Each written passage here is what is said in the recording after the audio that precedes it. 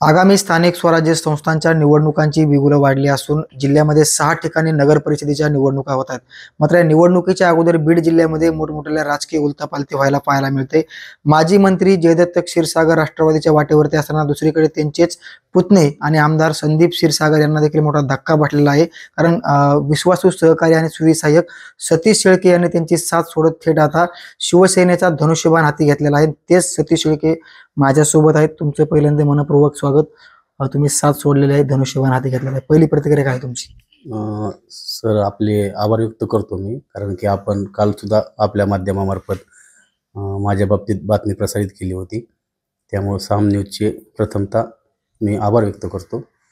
आणि 2 दिवसापूर्वी मी मुख्य नेते आता उपमुख्यमंत्री एकनाथरावजी शिंदेसाहेब यांच्या उपस्थितीमध्ये व जिल्हा प्रमुख अनिलदादा जगताप साहेब, जिल्हा प्रमुख स्वप्नील भैया गलदर साहेब, जिल्हा प्रमुख सचिन भाऊ मुळूक साहेब यांच्या समवेत मी माझा व माझ्या काही सहकाऱ्यांचा प्रवेश घेतलेला आहे.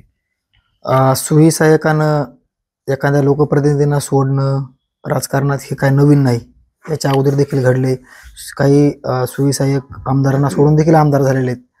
मात्र बीडमध्ये असं घडतं की तुम्ही एकदम विश्वासू होते त्यांचे आमदार संदीप क्षीरसागरांची तुम्हाला साथ का सोडावी लागली? नाही, काही गोष्टी माझ्या दृष्टिक्षेपात आल्या होत्या आणि माझा मानस होता की मला राजुरी जिल्हा परिषद गट लढवायची. त्याच्यामुळे मी हा निर्णय घेतला. आमचं ठरले अशी पोस्ट सुरुवातीला आली, त्याच्यानंतर तुम्ही हा निर्णय घेतलेला आहे. काय नेमकी तुम्हाला राजकारणात काही वाटलं? नाही, राजकारणात येण्याचं काही असं नाही, कारण माझं कुणी ग्रामपंचायत सदस्य नाही किंवा कधी कुणी उभा राहिलं नाही किंवा आमच्या घरात तशी पार्श्वभूमी सुद्धा नाही आहे. आम्ही एक लहान कुटुंबातले गरीब कुटुंबातून पुढे आलेलो आहोत. शिवसहाय्यक मी जवळजवळ एक 15 ते 20 वर्षापासून ह्या क्षेत्रात काम करतोय. पण हे करत असताना राजकारण सुद्धा मी जवळून अनुभवलंय, पाहिलंय किंवा मी ते करण्यास राजकारणामध्ये सुद्धा माझा सहभाग सुद्धा आहे बऱ्यापैकी. परंतु राजुरी जिल्हा परिषद गटासाठी काम करत असताना मनामध्ये भावना निर्माण झाली की आता आपण सुद्धा काम करायला पाहिजे म्हणून. आणि त्याचमध्ये आरक्षणाचं हे झालं, म्हणजे आरक्षण त्या पद्धतीने पडण्यात आलं, महिला ओपन पडलं. नंतर मग मी माझं भावना व्यक्त केल्या की मला लढवायचं आहे. आता सुरुवातीला तर मी अपक्ष लढवणार असंच मी जाहीर केलं होतं. परंतु अनिलदादा जगताप साहेबांनी मला एक छोट्या भावासारखं साथ दिली आणि मला त्यांनी विचारणा केली, मला सन्मान दिला, मान दिला. सन्माननीय उपमुख्यमंत्री साहेब शिंदे साहेबांच्या हाताने माझा प्रवेश घेतला. म्हणजे मी तर अनिलदादासाठी काहीच केलं नाही, तरी सुद्धा अनिलदादांनी मला लहान भावासारखं, लहान मित्रासारखं वागणूक दिली ह्या 2-4 दिवसामध्ये. मला असं म्हणायचं आहे की अनिलदादांसाठी मी काही केलं नाही, ज्यांच्यासाठी मी केलं त्यांनी माझ्यासाठी काहीच केलं नाही, असं म्हणजे आमदार संदीप क्षीरसागरला तुमचं असं बोलणं? नाही, त्यांच्या बाबतीत बोलायला मी फार लहान माणूस आहे, मी त्यांच्या बाबतीत काहीच बोलू शकत नाही. पण अनिलदादासाठी मी खरंच काही केलं नाही. पण दादांनी मोठं मन, उदारमतवादी मत दाखवलं माझ्या बाबतीमध्ये. आणि माझ्यासारख्या लहान कार्यकर्त्याचा प्रवेश ती डायरेक्ट डेप्टी CM साहेबाच्या हाताने घेणं हे माझ्यासाठी म्हणजे कुतूहलाची बाब आहे. सर्वसामान्य कुटुंबातून तुमचं तसं पाहायला गेलं तर मुळगाव धारवंट आहे, इकडे पारगावकडे आले, छोटासा परिवार आहे. सगळ्या गोष्टीतून आम्ही बघतोय, सगळ्या गोष्टी संघर्ष तुमचा. आता राजुरीसाठी तुमचं काय विजन असणार आहे आणि राजुरी जिल्हा परिषद गट निवडण्याचं कारण काय? नाही, राजुरी जिल्हा परिषद गटामध्ये माझं स्वतःचं गाव येतं पारगाव शिरस. तसंच माझ्या सुविद्य पत्नी सुद्धा त्याच गटातील आहेत, म्हणजे तिचं माहेर सुद्धा पारगावचं आहे, सासर आणि माहेर. आणि दुसरी गोष्ट अशी की मी पाहतोय काही आपल्याला बॅकलॉग भरून काढायचा आहे, म्हणजे विकासाचा. त्याच्यामध्ये इकडं नारायणगड आहे, इकडं रामगड आहे, गणपतीचं देवस्थान आहे, साक्षात माता आहे, भैरवनाथ मंदिर आहे. असं बऱ्याच ठिकाणी आपल्याला काही विकास कामं करायचे आहेत. हे विकास कामं करत असताना अनिलदादांच्या मार्फत शिंदे साहेबांकडे जाऊनच हे होऊ शकतंय, हे मला दिसत आहे आता सध्या. आणि माझं व्हिजन काही नाही, माझं व्हिजन तेच आहे की राहिलेलं सगळं विकास कामं आपल्याला करायचे आहेत.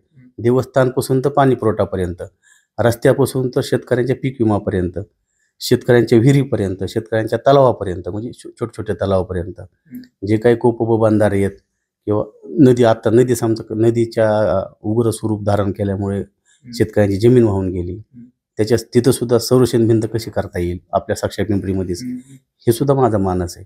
आणि हे करण्यासाठी शासनकर्ते आपल्याला हे पाहिजे, आणि शासनकर्ते कोण आहेत तर शिंदे साहेब आहेत.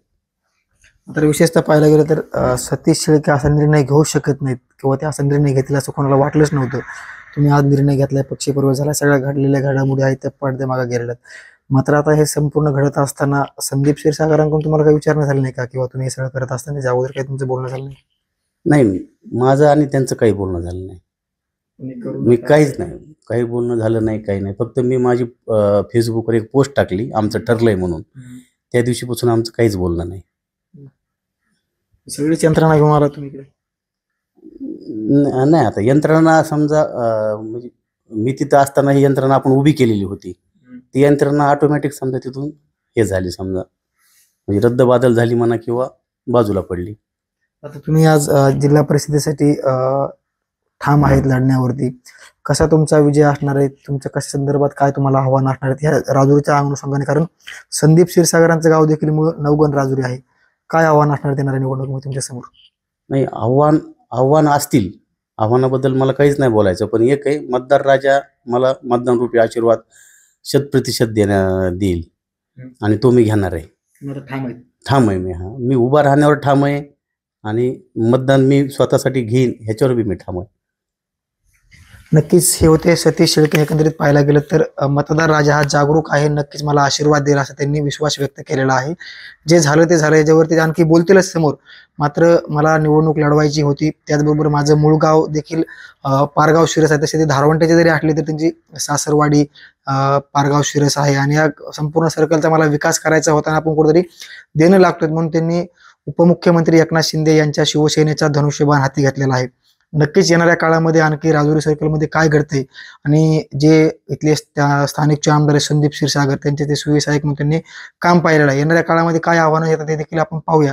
मात्र या घडणाऱ्या घडामोडी आणि बीड जिल्ह्यातली विशेष घडामोडी म्हणजे एका सुविधायकानं आमदाराला सोडून थेट आता उभा राहण्याचा निर्णय घेतलेला आहे, हे विशेष बाब आहे. मात्र या अनुषंगाने संपूर्ण जिल्ह्यामध्ये आणखी पुढे काय परिस्थिती निर्माण होती हे देखील पाहणं महत्त्वाचं असणार आहे. तुर्तास साम टीव्हीसाठी योगेश काशीद, बीड.